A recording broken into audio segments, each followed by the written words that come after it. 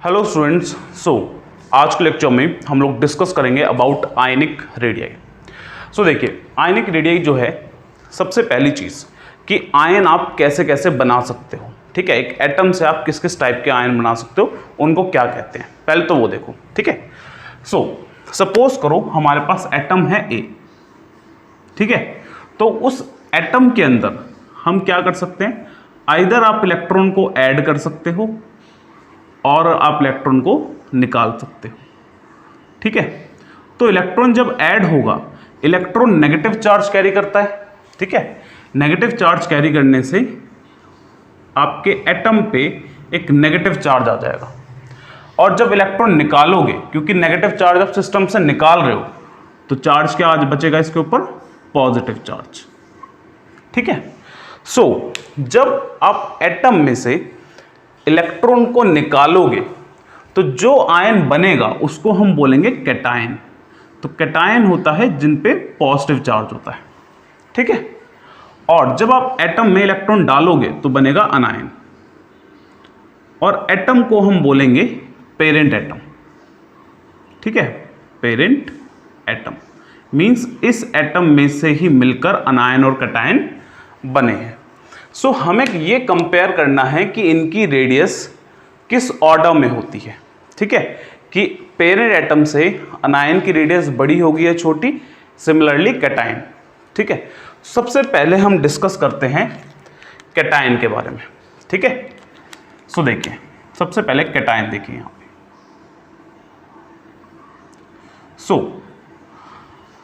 अगर हम एक न्यूट्रल एटम की बात करें, तो एक न्यूट्रल एटम के अंदर, यानी कि इस टाइप का जिसमें कोई भी चार्ज नहीं है, उस एटम के अंदर positive as well as negative charge equal होते हैं, यानी कि number of proton and number of electron equal होते हैं।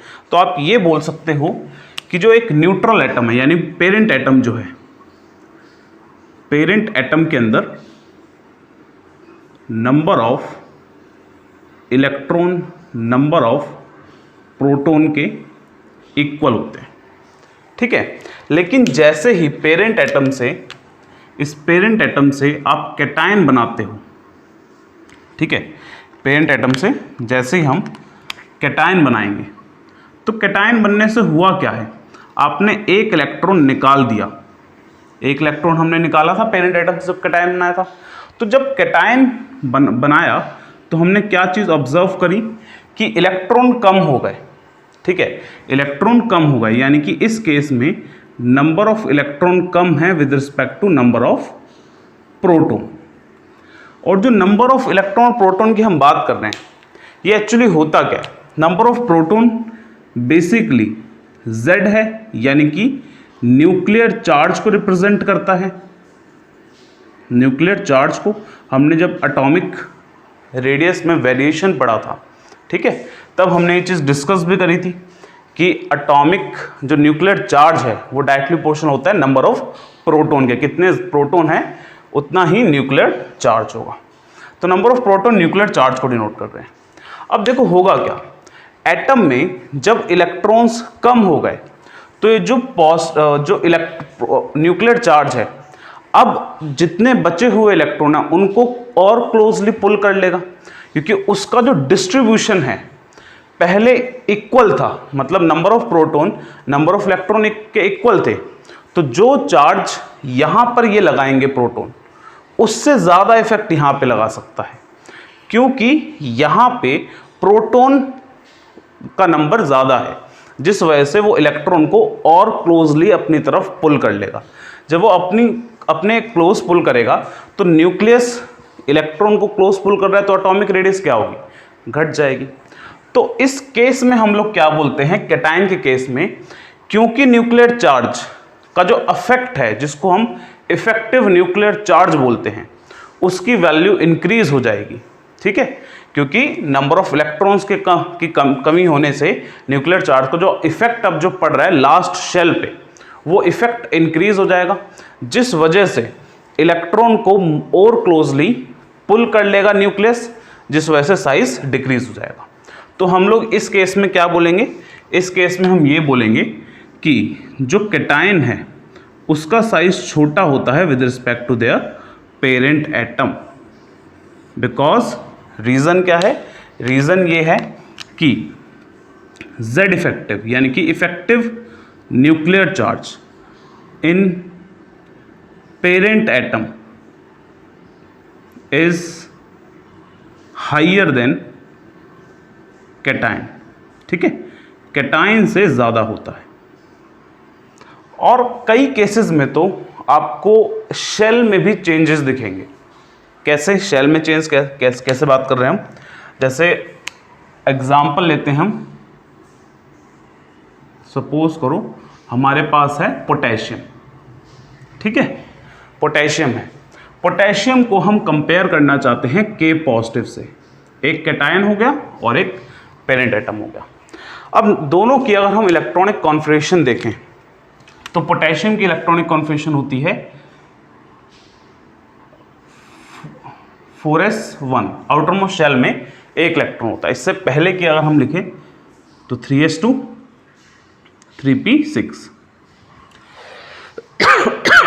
ठीक है, 3s2 3p6 4s1।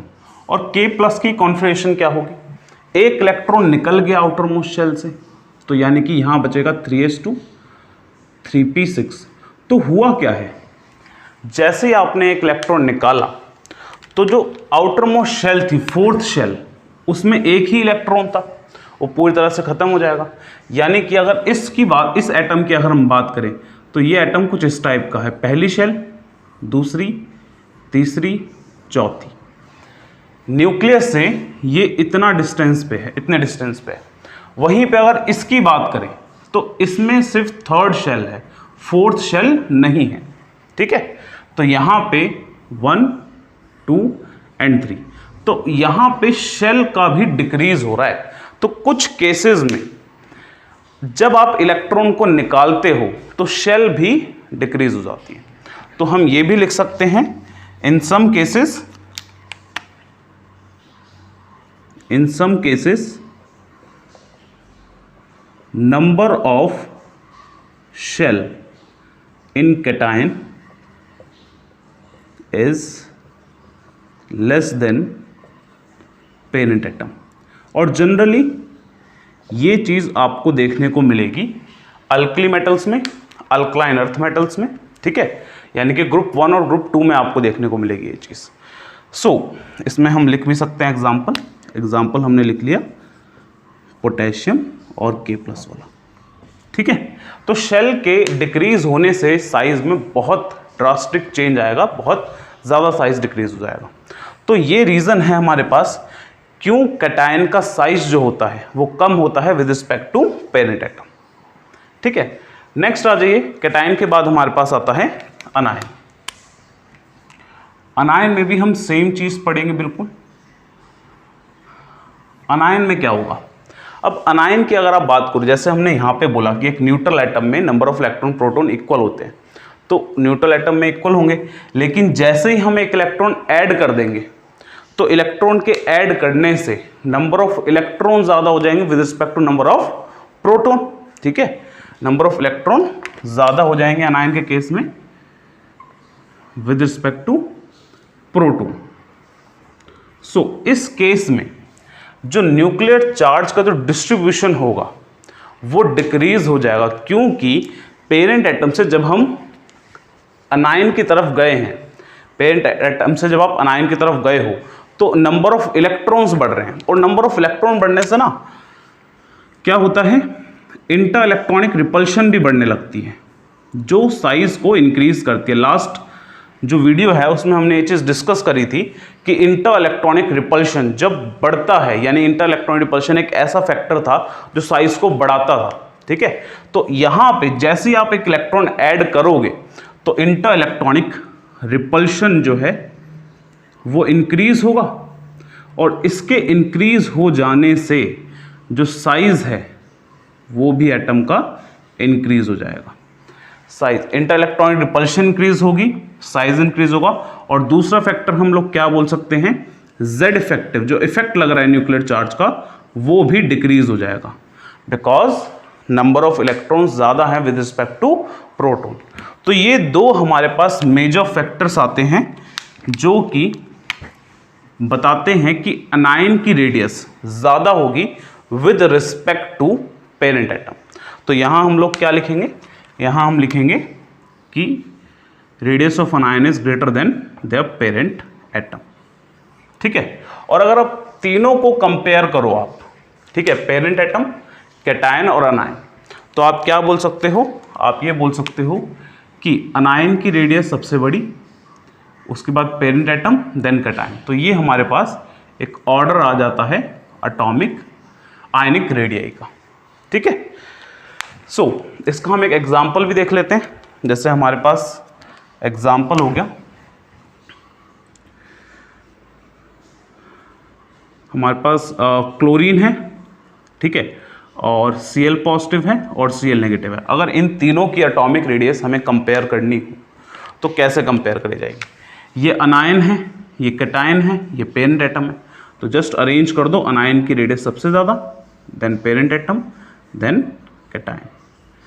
ठीक है, सो इस तरीके से आप कैटायन और अनायन की एटॉमिक रेडियस कंपेयर कर सकते हैं। ठीक है, नाउ ये तो हो गया कि आप कैटायन और अनायन की कैसे कंपेयर करते हो। अब हम ये चीज़ स्टडी करेंगे कि जब डिफरेंट टाइप के हमारे पास कैटायंस और अनायंस आते हैं जिनके अंदर इलेक्ट्रॉन सेम होते हैं, जिनको हम बोलते हैं आइसो इलेक्ट्रॉनिक स्पीशीज। ठीक है, आइसो इलेक्ट्रॉनिक स्पीशीज मीन्स जिनमें नंबर ऑफ इलेक्ट्रॉन सेम होंगे। इलेक्ट्रॉन्स सेम हैं बट एटम डिफरेंट है, आयन डिफरेंट है, तो उस केस में आप आयनिक रेडियस कैसे कंपेयर करोगे? तो देखिए एक बार, देखिए आइसो इलेक्ट्रॉनिक स्पीशीज के बारे में हमने क्या बोला, वो स्पीशीज या वो एटम और आयन जिनके नंबर ऑफ इलेक्ट्रॉन सेम है। तो हम क्या लिखेंगे, इसको डिफाइन कैसे करेंगे, atom slash ion of different element. ठीक है, डिफरेंट एलिमेंट के होने चाहिए, विच contains same number of electron। For example अगर हम देखें यहाँ पे, हमारे पास हो गया लाइक K+ और Ca2+। ठीक है, अगर हम पोटेशियम की बात करें तो पोटेशियम का जो एटॉमिक नंबर होता है वो होता है 19।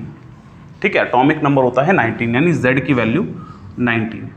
और कैल्शियम की बात करें, कैल्शियम की Z की वैल्यू होती है 20, यानी एटॉमिक नंबर 20। अब एटॉमिक नंबर रिप्रेजेंट करता है नंबर ऑफ प्रोटॉन को, बट न्यूट्रल एटम के अंदर वो नंबर ऑफ इलेक्ट्रॉन के भी इक्वल होता है।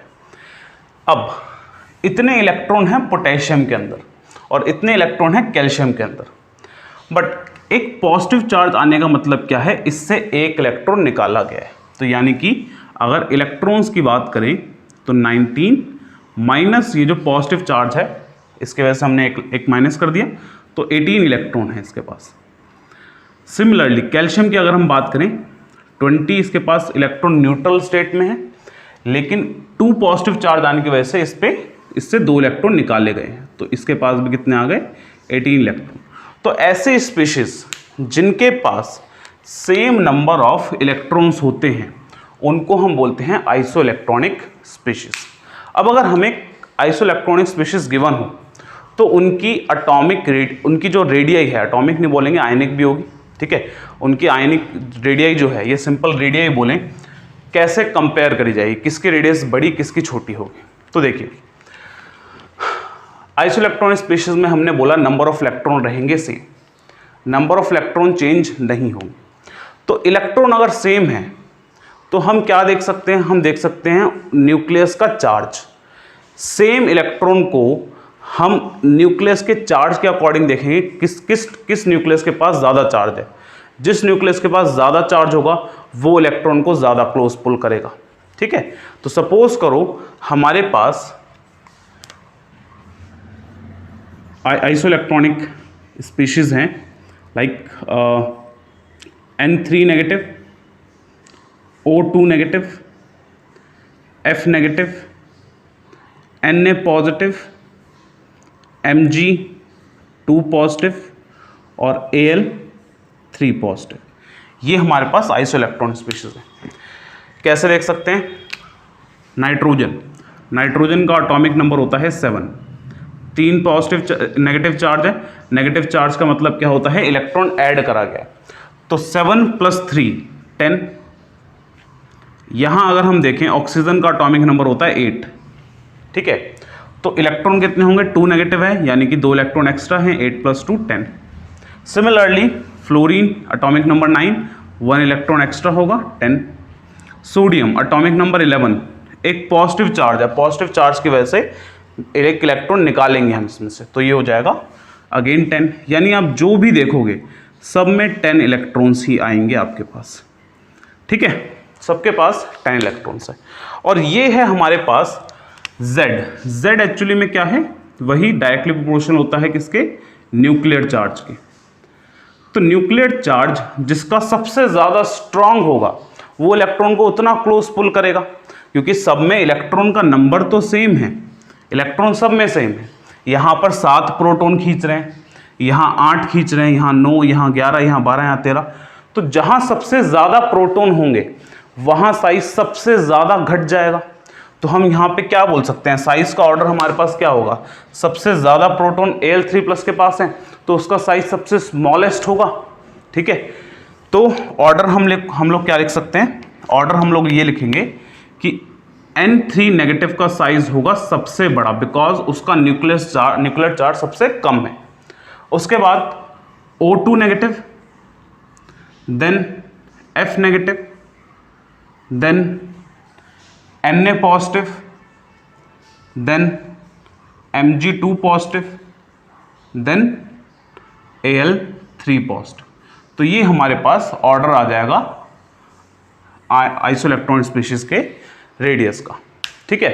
अब इसको हम बार बार इस तरीके से देखें कि कितने इलेक्ट्रॉन है, कितने प्रोटॉन है, ठीक है, तो थोड़ा सा लेंथी चला होता है। हम डायरेक्ट यहाँ पे एक चीज़ लिखेंगे कि अगर आइसो इलेक्ट्रॉनिक स्पीशीज हैं तो आपको सिर्फ क्या देखना है? आपको ये देखना है कि अगर तो नेगेटिव चार्ज है तो डायरेक्टली प्रोपोर्शनल होगा साइज उसके, मतलब जितना ज़्यादा नेगेटिव चार्ज साइज उतना बड़ा। यहाँ पे आप देख भी सकते हो नेगेटिव चार्ज जिस पे सबसे हाई था साइज उतना बड़ा। और इनवर्सली प्रोपोर्शनल होगा पॉजिटिव चार्ज के, तो जितना ज़्यादा पॉजिटिव चार्ज उतना साइज कम, क्योंकि पॉजिटिव चार्ज तभी आएगा जब न्यूक्लियस पे चार्ज ज़्यादा होगा। तो आप आइसो इलेक्ट्रॉनिक स्पीशीज के केस में डायरेक्ट ये चीज़ देख सकते हो। अगर आपको पता है ये सारे आइसो इलेक्ट्रॉनिक स्पीशीज हैं तो आपको सिर्फ क्या देखना है कि डायरेक्टली प्रोपोर्शनल होगा नेगेटिव चार्ज के साइज और इनवर्सली प्रोपोर्शनल होगा पॉजिटिव चार्ज के, ठीक है। सो इस तरीके से आप आइसो इलेक्ट्रॉनिक स्पीशीज के अंदर रेडियस को कंपेयर कर सकते हो। ओके, सो ये हो गया आयनिक रेडियाई और आइसो इलेक्ट्रॉनिक स्पीशीज को में आप रेडियस को कैसे कंपेयर करोगे। सो ये लेक्चर आपका यहीं तक है, ठीक है। नेक्स्ट लेक्चर जो होगा एटॉमिक रेडियाई का, उसमें हम जितने भी एटॉमिक रेडियाई में एक्सेप्शंस होते हैं और जितने भी क्वेश्चंस बनते हैं वो सारे हम डिस्कस करेंगे, ठीक है। मतलब एक असाइनमेंट टाइप की क्लास हो गया आपकी। Okay, so I hope you like this video. Thank you.